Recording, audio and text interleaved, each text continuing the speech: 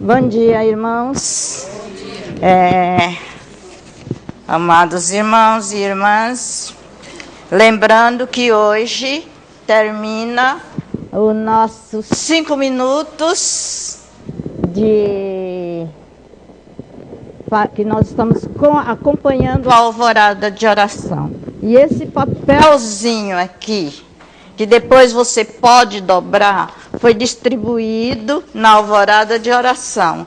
E a alvorada sabia que nós estávamos acompanhando e mandou para nós. No final, se vocês lembram, se eu esquecer, lembra que a Sidneia trouxe e vai ter um para cada pessoa, que é para nós acompanharmos o decorrer do ano. Esse papelzinho, você vai colocar dentro da Bíblia. Não esqueça de me lembrar. Sidneia está com todos os papeizinhos e todos nós vamos ter um, assim como o pessoal da Alvorada também recebeu. Porque ele considerou que nós não estávamos aqui às 6 horas, mas nós tivemos os nossos 5 minutos de oração. Mas antes de começar os nossos 5 minutos de oração, que termina hoje, eu gostaria de estar respondendo. Não vou perguntar para vocês, mas eu vou responder para nós uma pergunta. A pergunta é: quem somos nós como povo de Deus? Quem somos nós como povo de Deus? E as respostas: nós somos servos de Jesus Cristo. Fomos comprados por preço, chamados para servi-lo, somos coparticipantes da graça de Deus e unidos pela misericórdia de Cristo. E é esta misericórdia, irmãos, que nos leva a interceder por nós mesmos e pelos nossos irmãos na fé, que é a igreja. Nós somos cooperadores em comum. E a nós foi confiado os mistérios de Deus. E esse é mais do que um excelente motivo para os nossos 5 minutos de intercessão. Nós temos no papelzinho, e eu vou ler para os irmãos, que nós vamos estar ocupados esses 5 minutos, primeiro, orando. Agradecer ao Senhor, porque você depende dEle para tudo nesta vida. E porque Ele tem lhe dado sua família é real, de sangue. E, segundo, clame ao Senhor pela sua igreja. Pense na liderança. Pense nos membros, nos ministérios. E peça a Deus que aumente o amor aos perdidos. Nós vamos ter os nossos 5 minutos de oração.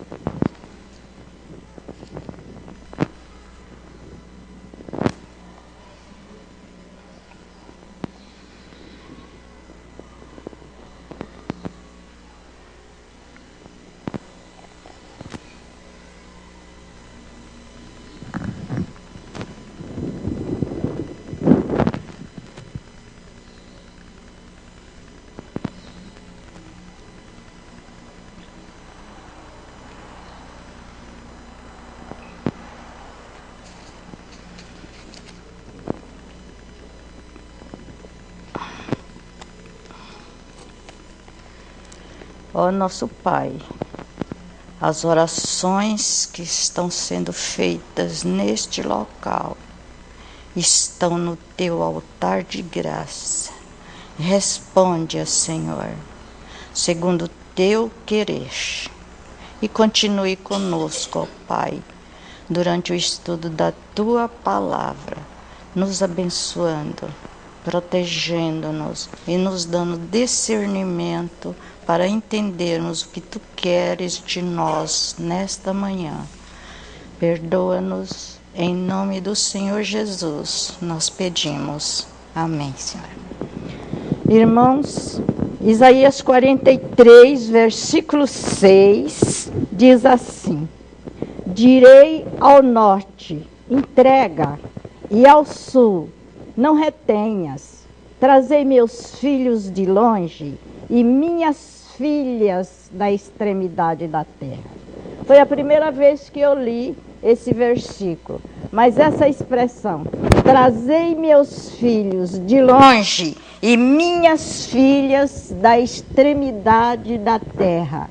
E eu pensei, irmãos, é muito bom sermos filhos e filhas de Deus. Nós somos chamados pelo seu nome. Nós somos chamados de cristão. Pode levantar um pouquinho só. Aí isso. Porque aquele outro lá é muito alto. Nós somos chamados de cristãos. Porque somos filhas e filhos de Deus. Fomos criados para a glória de Deus. Foi Ele que nos fez e dele nós somos seu povo e rebanho do seu pastoreio. Que coisa bonita! Quando a gente começa a falar do que nós somos para Deus e o que Deus é para nós, nós pensamos, o nosso desejo intenso, o nosso desejo é cada vez mais de termos a presença do Senhor, termos a sua presença perdoadora, a sua presença confortadora, a sua presença orientadora em nossas vidas. E foi por isso que os discípulos disseram: fica conosco, Senhor, porque já é tarde. Porque eles sentiram essa presença, esse conforto, aquela orientação do Senhor na nossa vida. E eu diria para os irmãos que o maior privilégio que alguém pode ter, ou que alguém pode desfrutar neste mundo, é de participar da família de Deus. E a igreja é esta família. Nós colocamos aqui que nós levamos o nome de Deus no nosso nome, como filhos, como pertencente à família de Deus, nós levamos o seu nome. Qual é o nome de Deus? Cristãos.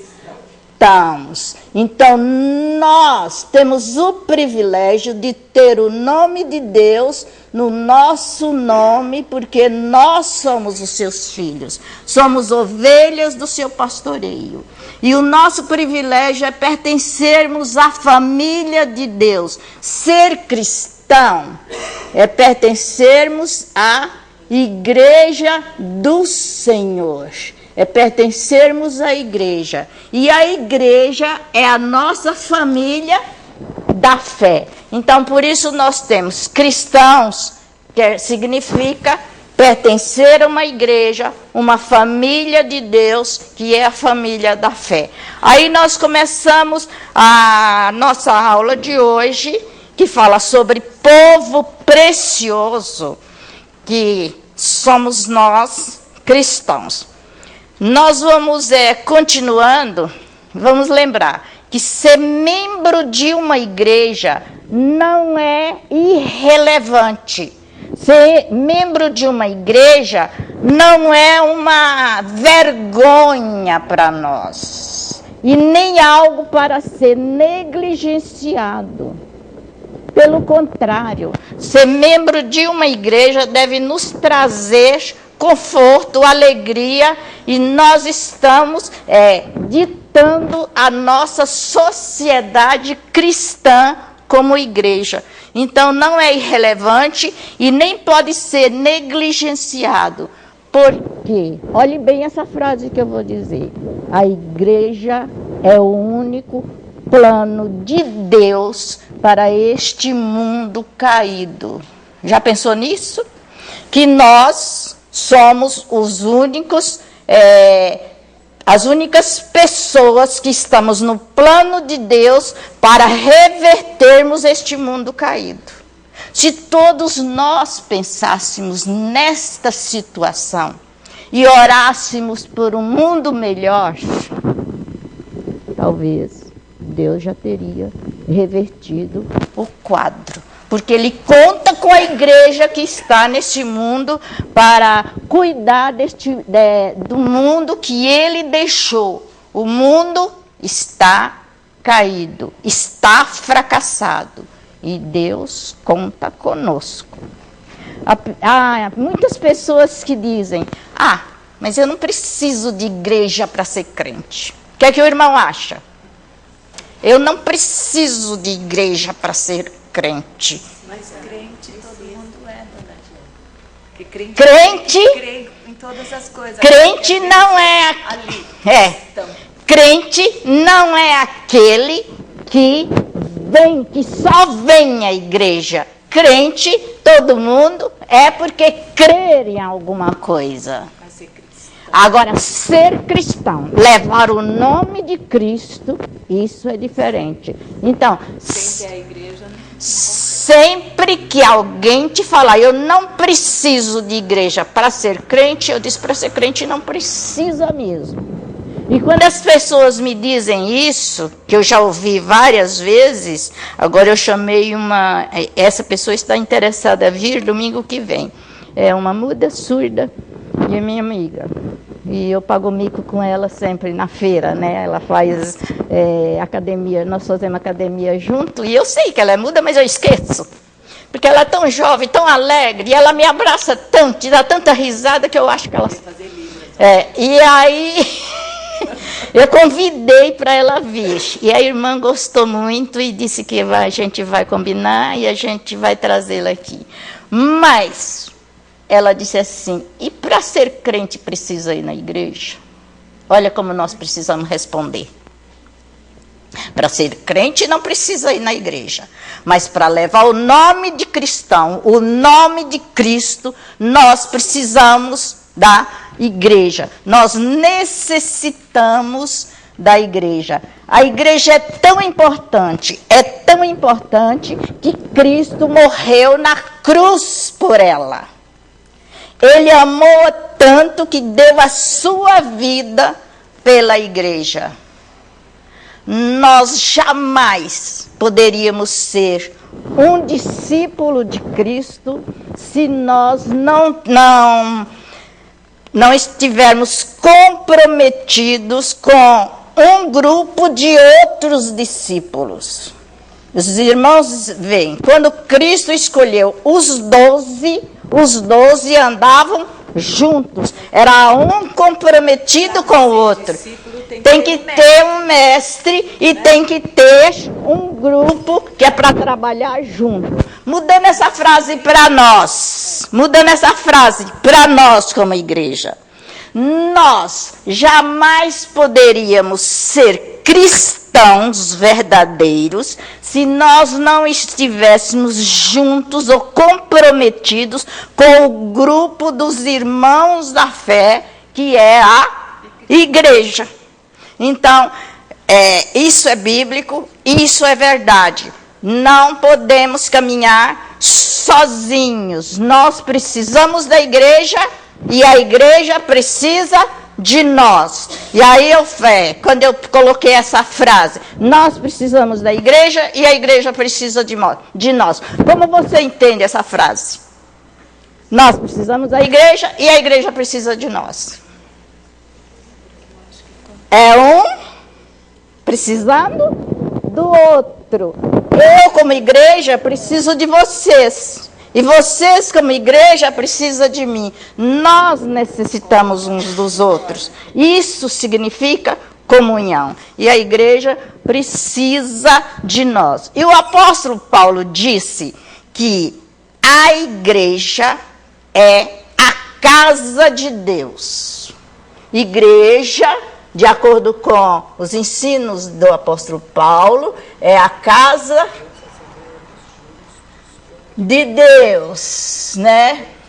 Você pode olhar lá na sua revista que a igreja é a casa de Deus. A palavra casa aqui, na expressão que o apóstolo está dizendo, tem dois sentidos.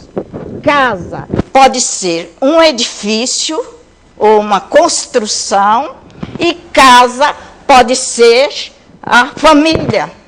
Por exemplo, edificarei a minha casa. A casa aí é um edifício. Eu estou construindo a minha casa. Eu e minha casa serviremos ao Senhor. Eu e minha família. Eu e a minha família serviremos ao Senhor. Então, na expressão do apóstolo Paulo, casa aqui é edifício ou a família de Deus, né? Agora, eu gostaria que alguém lesse Hebreus 3, é a primeira leitura, 4 a 6. Pois toda a casa estabelecida. Já leva o microfone e aí vai passando, viu, Marcos? Faz favor. Rubens, desculpa.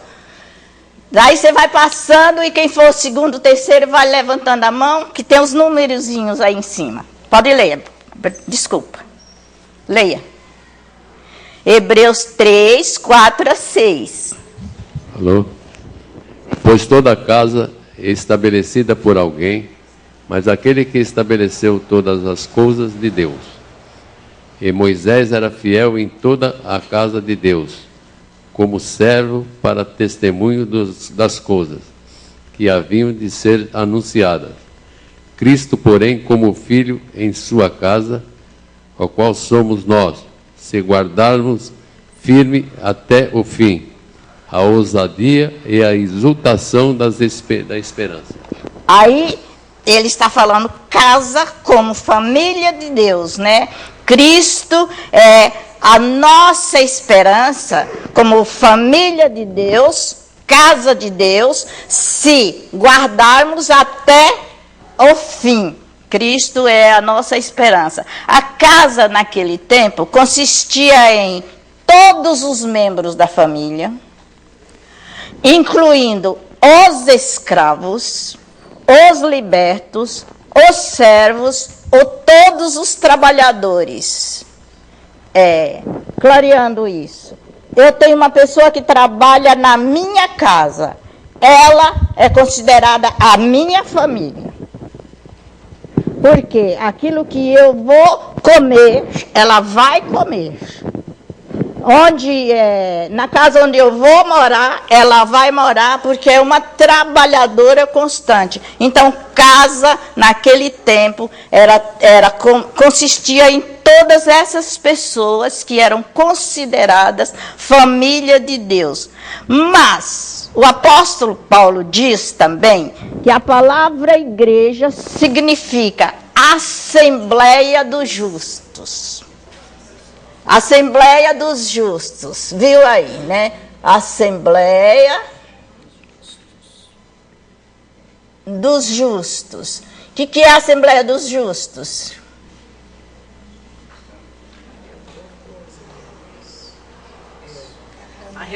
A reunião de pessoas. Assembleia quer dizer pessoas juntas, trabalhando no mesmo sentido. Quando nós falamos Assembleia Legislativa está reunida hoje para tomar uma decisão. Assembleia Legislativa é a reunião de homens escolhidos para legislar, para fazer as leis. Mas a Assembleia dos Justos é a igreja reunida para adorar a Deus. Por isso, Paulo diz que a igreja é considerada Assembleia dos Justos. E nós vemos aí que na nossa lição, nós temos vários outros. No primeiro parágrafo da introdução, nós temos vários outros nomes que a palavra de Deus dá para a igreja, como Israel de Deus, Corpo de Cristo e outros tantos aí, Noiva de Cristo, viram aí?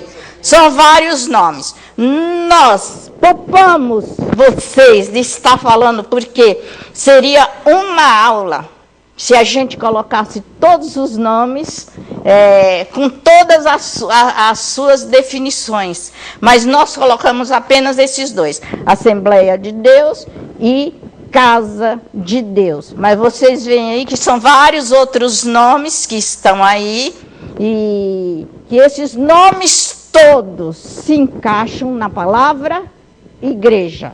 Quem leu a revista viu aí no primeiro parágrafo, né?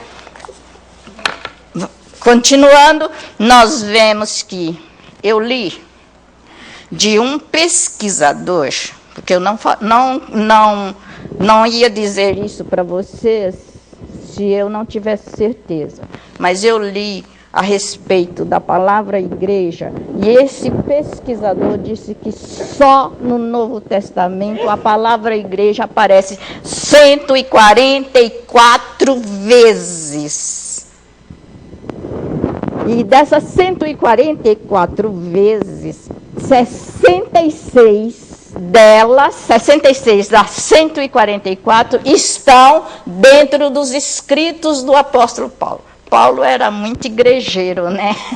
Então, só ele escreveu 66 vezes a palavra igreja. Mas, porém, todavia, contudo, o princípio básico, olha lá, o princípio básico para a palavra igreja, qual é?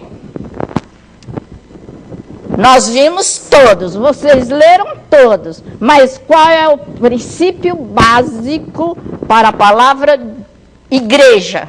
Povo de Deus. Isso, povo de Deus. Esse é o princípio básico. Então, a igreja é o povo de Deus. Quem vai ler o segundo aí, a segunda leitura? Primeira de Pedro, né? 2:10. Escutem para vocês verem. Vós, sim, que antes não éreis povo, mas agora sois povo de Deus, que não tinhas alcançado misericórdia, mas agora alcançaste misericórdia. Olha, não erais povo, porque nós não éramos povo de Deus antes de sermos chamados por Cristo, porque nós éramos distanciados de Deus. Mas uma vez chamados por Deus, nós passamos a ser povo de Deus, e o finalzinho do versículo diz o quê? Mas agora alcançaste misericórdia. Nós, pela misericórdia de Deus, fomos alcançados por Cristo, e agora nós somos povo de Deus, cristãos, pertencente à igreja do Senhor.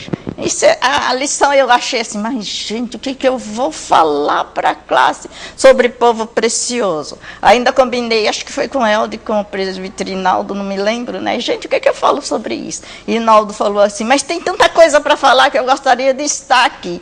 Eu disse assim, vamos ver, né? Então, mas só isso aí para mim já era o importante. Que nós fomos chamados por Deus para ser seu povo, chamados por Deus para ter uma comunhão com Cristo Jesus. Por isso que este povo de Deus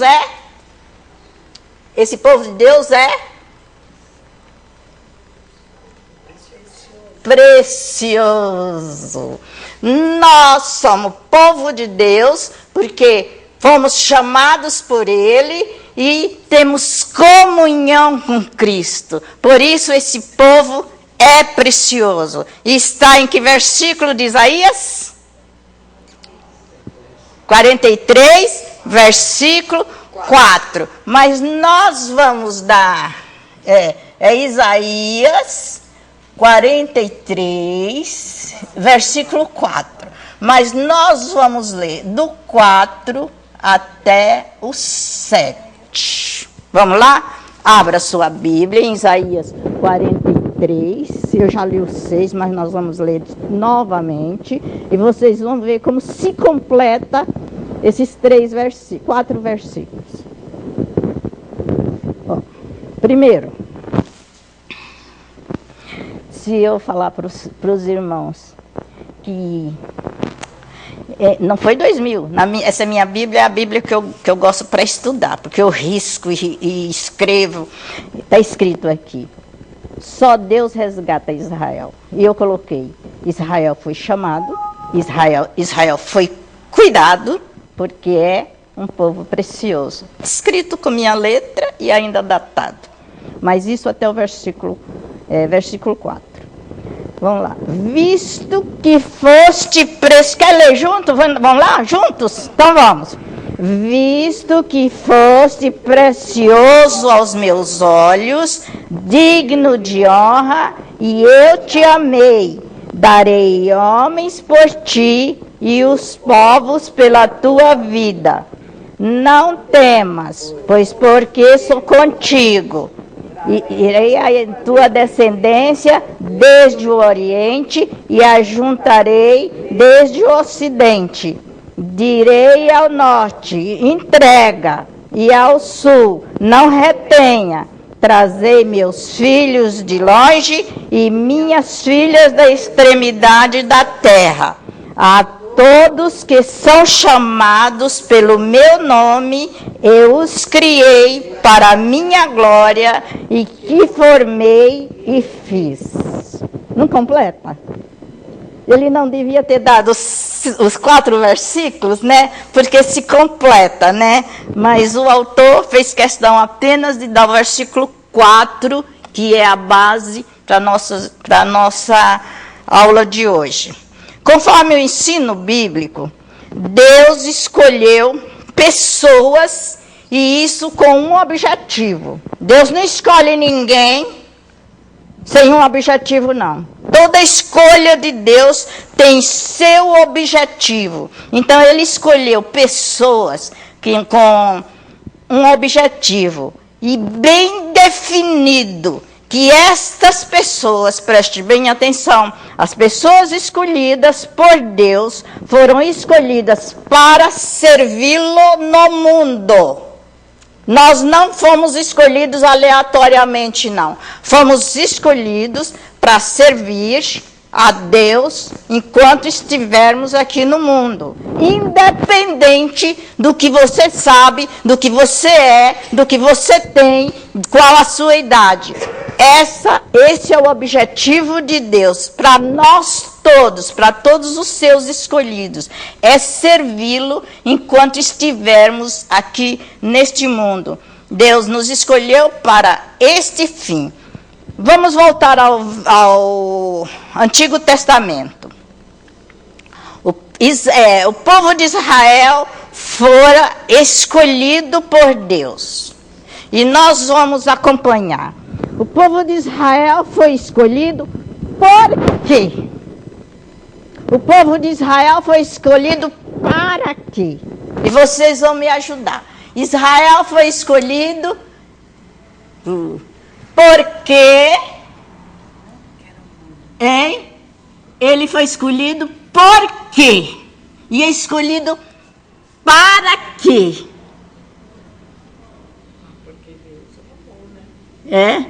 Por quê e para quê?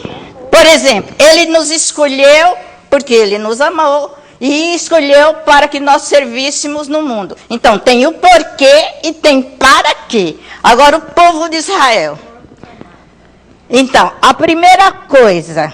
Não, agora você pode acompanhar que eu fiz questão dos itens serem acompanhados pela revista, para você poder estar participando, que nós vimos aí. o povo de Israel foram escolhidos por quê e para quê. E é o que nosso estudo hoje tem a intenção de apresentar. A preciosidade do povo justifica porque esse povo foi escolhido. E a primeira coisa, por que o povo de Israel foi escolhido? Porque o Senhor os amava. Porque o Senhor os amava. Então o povo de Israel foi escolhido porque era um povo amado por Deus, né? Amado por Deus. Então Deus escolheu Israel, que é o Israel de Deus, que somos nós, a igreja de Deus, porque Deus o amava, porque era um povo amado por Deus. A razão da escolha divina não está nos homens. Não fomos nós quem escolhemos, mas foi Deus quem nos escolheu. Você já pensou se quando você vai à feira, que é onde eu mais vou, que você vai escolher legumes. Se você não pensar bem, você traz estragado para casa. Né? Mas nós não escolhemos a Deus. Ele nos escolheu. E Ele soube escolher a dedo aqueles que Ele quis escolher. Porque nós não sabemos a quem escolher, a quem servir. Mas Ele sabe por que Ele nos escolhe. Viu aí o filminho aí do Dia do Pastor, né? Ele nos escolheu porque Ele nos ama. A razão da escolha divina não está em nós, mas repousa no amor de Deus. Se Deus não amasse, se Deus não nos amasse, jamais Ele quereria nos escolher para estar em comunhão com Ele. Entendeu a expressão? Se você não ama alguém, jamais você quer viver na casa dessa alguém. Então, Deus jamais nos escolheria para estarmos em comunhão com Ele, se Ele não nos amasse.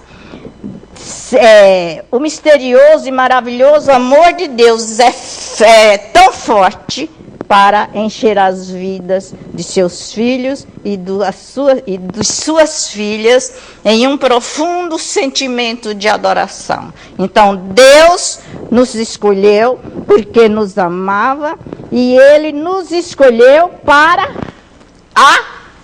adorar. Gente, que coisa! Porque Ele nos escolheu para adorá-lo, né?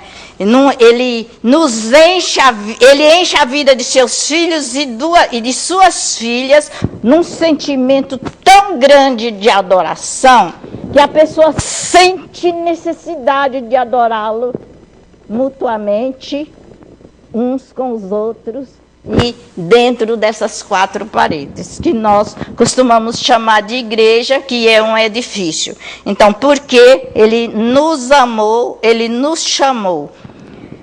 O povo de Deus é precioso, porque o próprio Deus o escolheu. Quem tem Deuteronômio 7, 6 a 8. Terceiro pontinho aí. Acho que é ela. Inácia. Não, é 4. Deuteronômio 7, 6 a 8. Quem pegou? Por favor. Você? Então alguém pode ler Deuteronômio 7, 6 a 8. O microfone não está aí, pega você e lê. Lê. Deuteronômio 7, 6 a 8. Deus escolheu o seu povo.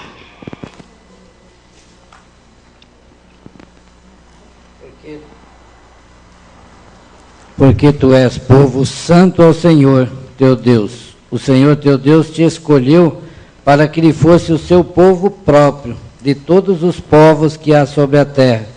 Não vos teve o Senhor afeição, nem vos escolheu porque fosseis mais numerosos do que qualquer povo, pois eras o menor de todos os povos, mas porque o Senhor vos amava e para guardar o juramento que fizera vossos pais, o Senhor vos tirou com mão poderosa e vos resgatou da casa da servidão, do poder de Faraó, rei do Egito. Olha, gente, ele nos escolheu. Então, o povo de Deus é precioso porque é um povo escolhido a dedo. Deus nos escolheu, nos resgatou da mão de Faraó do Egito e trouxe para ele. Por isso nós somos povos preciosos. Mas a razão da escolha, disse a palavra aí, não está no valor e nem na grandeza do seu povo. Vamos ver. Quem conhece a história de Gideão? Quem era Gideão? Aquele que pediu as provas lá, né? Do orvalho, isso. Depois aquele que mandou que os homens bebessem com água nas mãos. Abraão era todo cheio de testar a Deus, né? Então, Gideão. Então, Gideão era um homem muito simples. Ele não tinha pretensão nenhuma de ser um libertador do povo. Agora, vamos ver o que Gideão disse dele mesmo quando foi chamado para uma grande missão. Aí vem o 4, Juízes 6, versículo 15. E ele lhe disse: ai, Senhor meu, com que livrarei Israel? Está desligado, Inácia. Aí. Senão o pessoal lá atrás não escuta. Eis que a minha família é a mais pobre em Manassés, e eu menor na casa de meu pai. Olha, a minha família é a mais pobre, e eu sou o menor na casa do meu pai. Para que o Senhor me escolheu, Senhor? E a mesma coisa nós vimos que foi com Moisés. Moisés também disse isso, né? Olha, Gideão disse, minha família é a mais pobre e eu sou o menor. Moisés disse isso. Quando Deus chamou Moisés disse, quem sou eu, Senhor, para ir a Faraó e tirar o povo do Egito? Quem sou eu? Está em Êxodo 3:11. Moisés. Davi disse, quem sou eu, Senhor Deus? E qual é a minha família para que tenha me trazido aqui para lutar? Está em 2 Samuel 7:18. Isaías disse, Senhor, eu sou um homem de lábios impuros e habito no meio do povo de impuros lábios. Eu não posso fazer o que tu queres de mim. Isaías 6:5. Jeremias também foi chamado e disse, eis que eu não sei falar, não passo de uma criança. Eu atendo, mas não sei o que eu vou fazer, porque eu não sei fazer nada. Jeremias 1, versículo 6. Quando Pedro foi chamado, ele disse, retira-te de mim, Senhor, porque eu sou um pecador. Mas Cristo insistiu, chamou Pedro como sendo um pecador, ele mesmo se confessando, foi chamado por Cristo. Lucas 5:8. E ainda o apóstolo Paulo, ele disse, eu sou o menor dos apóstolos. Eu persegui a igreja do Senhor.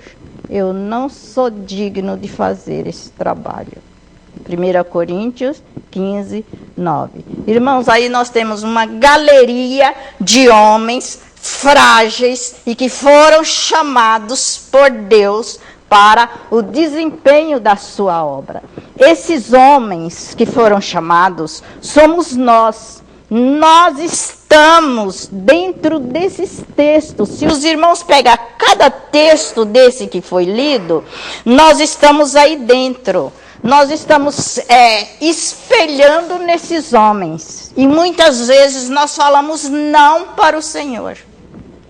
O povo precioso de Deus não é formado por muitos sábios segundo a carne. Sabe o que é sábio segundo a carne? Aquele que estuda, aquele que é doutor, aquele que é médico, aquele que tem um status lá em cima. Essa é sabedoria segundo a carne. Nós não fomos chamados pela sabedoria segundo a carne, nem tampouco muitos poderosos. Nós não fomos chamados porque somos muito poderosos, nem de nobre nascimento. Não é porque nós somos de uma família lá de cima que nós somos chamados. Pelo contrário, Deus escolheu as coisas loucas do mundo para envergonhar os sábios. Ele escolheu as coisas fracas para envergonhar os fortes, as coisas humildes e desprezadas e aquelas que não são, para reduzir a nada os que são, e a fim de que ninguém se vanglorie na presença de Deus. Isso está em 1 Coríntios 1, versículo 26 e versículo 20, até o versículo 29. Deus escolheu o seu povo porque ele o amava. Portanto, é um povo amado. Deus escolheu, portanto, é um povo escolhido por Deus. Mas ele fez tudo isso para a salvação. É interessante, né, que Deus escolhe mesmo, né? No caso de Davi mesmo, é um exemplo muito claro, né? Ele, quando convocou Samuel... Pega o microfone, Elda, senão a gente não participa. Quando Deus convocou o profeta Samuel para ir lá na casa de Davi, ele não falou quem seria, né? E o profeta chegou lá e foi chamando os mais velhos, e normalmente eles viam aqueles mais altos, mais bonitos, de aparência. De aparência, né? Para ser um rei, né? Aí Deus ia falando, ainda não é esse, ainda não é esse. E o próprio pai, né? E o próprio pai. Aí quase que ele nem fala Davi mais, né? Aí quando Samuel falou, mas não tem mais nenhum. Ah, tem um lá, mas está lá no campo, cuidando de ovelha e tal. Quer dizer, era até uma profissão humilhante para o judeu naquela época, cuidar de ovelhas, né? Era uma profissão muito simples. E aí falou, mas não tem nenhum. Ah, tem aquele lá, tal.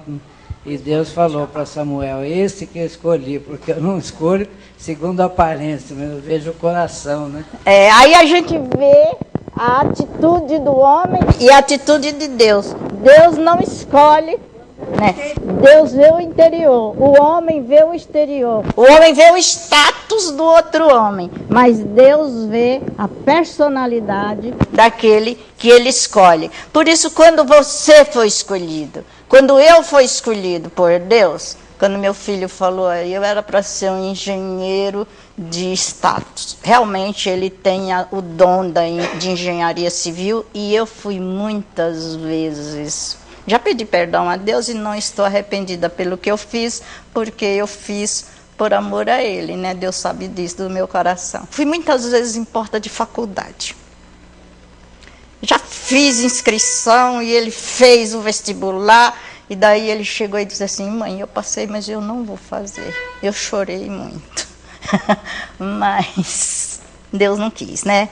Então, Deus sabe quem escolhe, sabe por que escolhe e sabe para que escolhe. Então, nós vemos aí, o povo de Deus foi escolhido para quê? Primeiro, foi amado para adorar, foi escolhido para quê? Para servir, né? Para servir. Aí, o terceiro, que nós falamos, ele é escolhido, ele é amado e ele é um povo salvo, né? Eu estou seguindo a lição, vocês estão vendo, né? Dificilmente a gente segue a lição, mas agora eu estou seguindo. É um povo salvo por Deus. A salvação, meu irmão, é uma prerrogativa única e exclusivamente de Deus. Ele tem poder total e total liberdade para salvar a quem Ele quiser. A palavra de Deus diz que a salvação pertence a Deus. Leia Apocalipse 7:10. Quem tem? E clamaram com grande voz, dizendo, ao nosso Deus que está assentado no trono, ao Cordeiro que pertence à salvação. Isso, ao nosso Deus que está sentado no trono, a Ele pertence a salvação. Portanto, conforme o seu propósito gracioso revelado nas Escrituras, é Deus quem salva e nos preserva até o fim. Nós somos salvos, preservados até o final da nossa vida. Preservado de que maneira? Ele disse, não te deixarei e nem te desampararei. O sol não te molestará de dia e nem a lua de noite, porque o Senhor nos guardará de todo mal. Isso é preservar a nossa vida. É não deixar que o inimigo nos leve para o mal. Isso é preservação, porque o Senhor é o nosso Deus e nós somos o seu povo. A Bíblia nos diz que a salvação é oferecida por Deus unicamente através de Cristo, mediante a pregação do Evangelho. Olha, 3 coisas. A salvação é oferecida por Deus, pelo mérito de Cristo, mediante a pregação do Evangelho. Porque a salvação vem pelo ouvir, e ouvir a palavra de Deus. Então, a igreja que está aqui, no topo de todas as coisas na nossa aula de hoje, a igreja anuncia a palavra.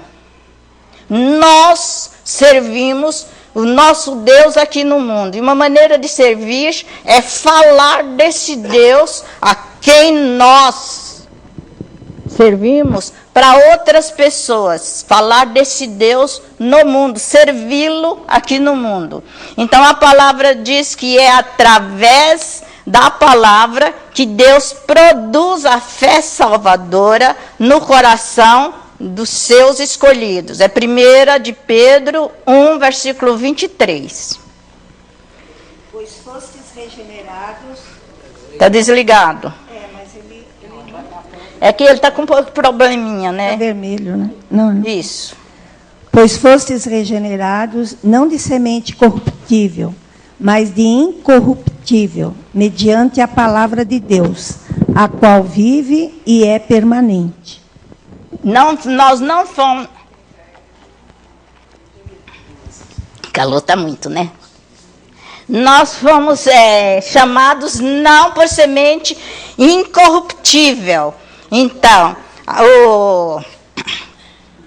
assim todos os homens que creem, tanto no Antigo como no Novo Testamento, foram salvos pela graça de Deus. A palavra diz, isso não vem de vós, é dom de Deus. Então, nós fomos salvos pela palavra corruptível, quer dizer, incorruptível, palavra sã, palavra séria. Então, pela graça de Deus, nós somos salvos e nós temos por obrigação de passarmos esta graça, esta palavra para outras pessoas, mas palavras corretas. E eu falo assim, por que a gente tem aula? Para aprender a liderar a minha vida como escolhido de Deus. Porque senão não adiantava as aulas de escola dominical e nem você vir a igreja para o seu crescimento. Deus criou um povo neste mundo para habitar no meio dele. Êxodo 29, 46. E saberão que eu sou o Senhor, seu Deus, que os tirou da terra do Egito para habitar no meio deles. Eu sou o Senhor, seu Deus. Esse ponto aí, Deus falou para habitar no meio deles. O povo de Deus o povo escolhido de Deus, o povo precioso de Deus é um povo, o quê? Habitado segundo a sua lição. Eu não colocaria essa palavra, eu colocaria habitável, mas estou colocando... faz favor, dá para tirar essa lousa e colocar assim? Silvio, dá para passar? Ele vai passar para nós. E esse pontinho aí, eu vou falar sobre Deus habitando no meio do povo. Saiu lá? Não dá para ver muito bem, mas ali, ó, Deus mostrou para Moisés. Deus mostrou para Moisés que ele devia construir um santuário que era chamado Tabernáculo de Deus, onde ele iria habitar entre o povo de Israel. Ali a gente tem, não sei se dá para ver, o tabernáculo. No centro daquele pátio estava todos os acessórios que Deus pediu que fizesse, porque ali ele ia estar presente com o povo. E diz assim, o tabernáculo ficava bem no centro do acampamento e todas as tribos, que também eram chamadas de clãs, eram organizadas nos 4 lados do tabernáculo. Então, tinha 4 tendas no oriente, 4 tendas no ocidente, 4 no fundo, 4 na ponta,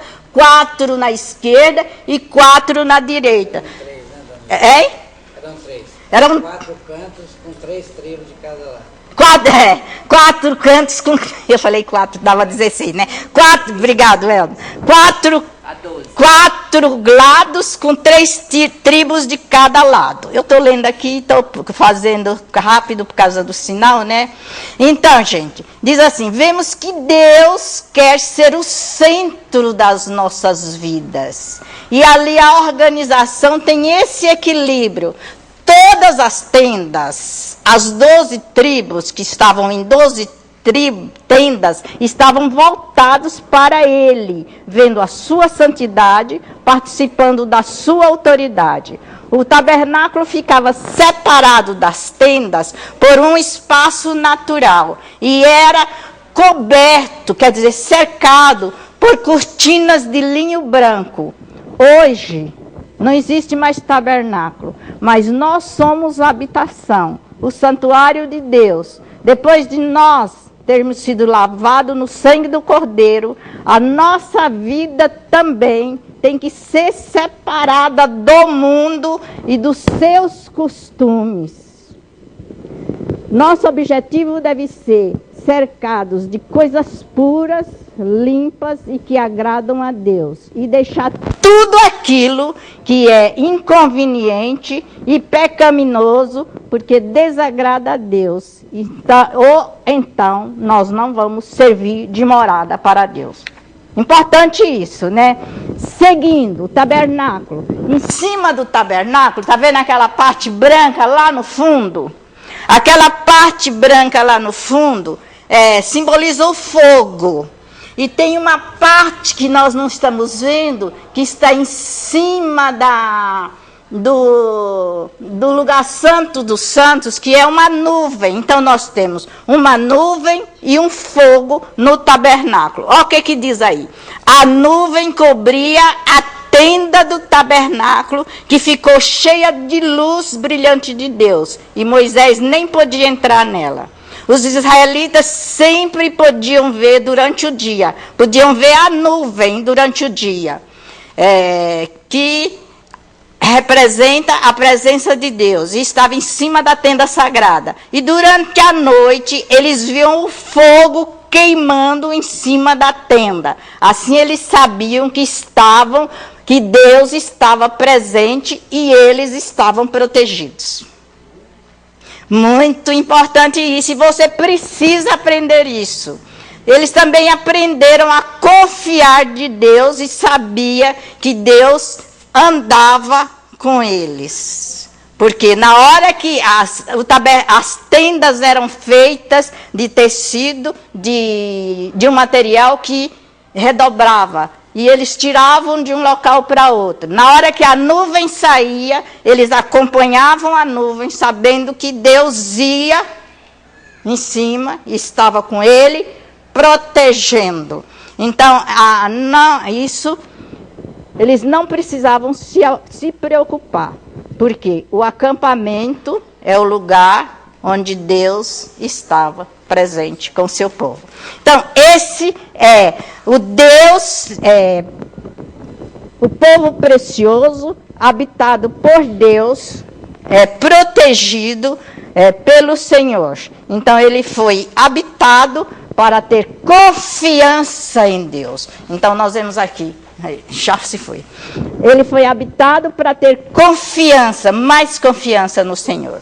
Assim, vamos lá? Por isso, o povo de Deus o Espírito Santo. Obrigado, Elton. Gente, eu vou só citar, que nós estamos super atrasados. O povo de Deus habita, o Espírito Santo habita em nós para nos libertar da lei. A lei deixa de ser, quando o Espírito Santo habita em nós, a lei deixa de ser uma exigência eterna. Eu não preciso da lei para viver a lei. Quando o Espírito Santo habita em mim, habita em você, a lei deixa de ser uma exigência eterna. Ela passa a ser uma influência interna. Então, o meu coração está tranquilo porque eu tenho uma facilidade de obedecer às leis, não porque eu conheço as leis, mas é porque eu vivo e ela tem uma influência interna. Está em Hebreus 8:10, que nós não vamos ler. O Espírito habita em nós para cumprir a lei por meio de nós. Nós não temos capacidade de cumprir a lei na sua íntegra, mas o Espírito que habita em nós cumpre a lei por nós. Cristo cumpriu a lei em nosso lugar e nos justificou. E o Espírito Santo que habita em nós promove a nossa santificação. Você sabia que você não tem capacidade de se santificar? Que é o Espírito Santo que habita em nós que promove a nossa santificação. O Espírito Santo que habita em nós nos dá intimidade com o Pai e testifica da nossa filiação com Deus. Deus salva, Deus adota e Deus assegura. Continuando, o povo de Deus é precioso. Por quê? Porque é um povo enviado, né? Porque é um povo enviado. Enviado por quê? Aqui eu deixei porque foram vários, para pregar. Nós somos um povo enviado para pregar a palavra, para falar desse Deus maravilhoso àqueles que precisam.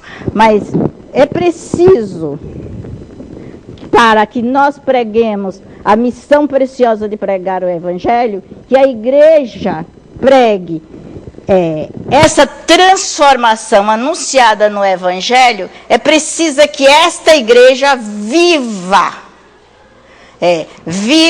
esse padrão. Não adianta nós querermos pregar o Evangelho e não viver dentro do padrão de Deus. Então é preciso que nós vivamos dentro do padrão. Quando a igreja serve de exemplo para o mundo caído, esse mundo caído, esse mundo perverso, reconhecem o poder de Deus. Mas isso quando a igreja realmente prega esse padrão.